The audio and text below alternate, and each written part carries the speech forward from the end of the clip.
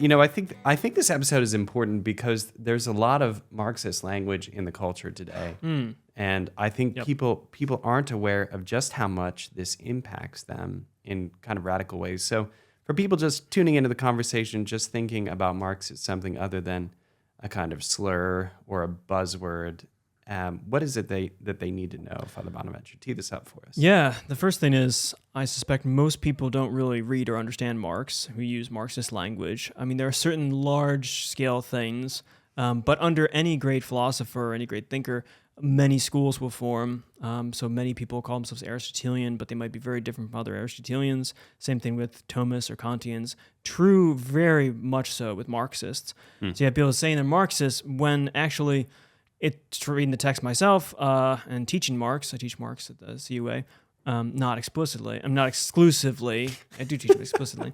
Uncle Carl, but you're not like looking to recruit people to be Marxists. Well, let's clarify that. That's the thing. Record. Insofar, only insofar as Marxists are Aristotelians, yes. And it turns out there's a lot of relationship between the two. But insofar as Marxists are understood as revolutionary, kind of proletariat, take down the bourgeoisie sort of thing. They don't realize that Marx is not a revolutionary for like revolutionary's sake. He has a larger vision, which is largely tapped into what it means to be a human. When you read Marx, actually, if you read the Communist Manifesto, you get like the podcast version of someone's actual lectures. It's inflammatory.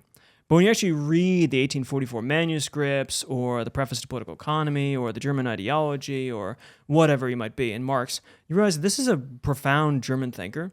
And he has a real attentiveness to what it means to be a human, and that so many of his would-be disciples just aren't attentive to those aspects of it. So he has something of a similar vision to Aristotle in the sense of the point of humanity is to get to a certain flourishing. And it just so happens that he thinks that communism is that kind of utopian flourishing. But again, most people think of communism as this like socialist maybe North Korea, like everyone looking the same and sort of thing, top-down totalitarianism.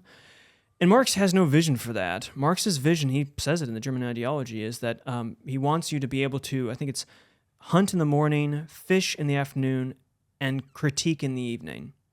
Like that you are free as an individual to do anything that you want to develop your capacities, to be a hunter, a fisher, and a philosopher, that everyone has this ability.